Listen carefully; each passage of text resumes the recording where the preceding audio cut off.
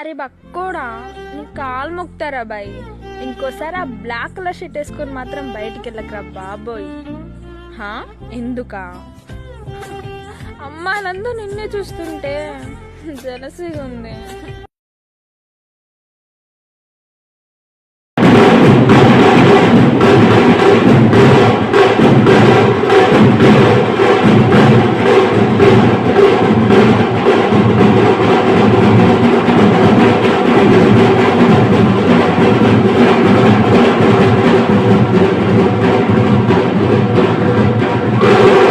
పెద్ద దిక్కు లేకుండా చేసినానని ఆ శివారెడ్డి గారు సవాలు చేసినాడు.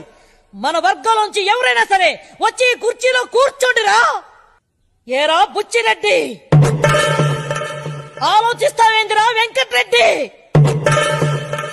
ఏరా ఈ సీమ కోసం, మీ సంతోషం కోసం నా తాత, నా తండ్రి, నా భర్త, నా ఇద్దరు బిడ్డలు ప్రాణాలు వదిలినారా.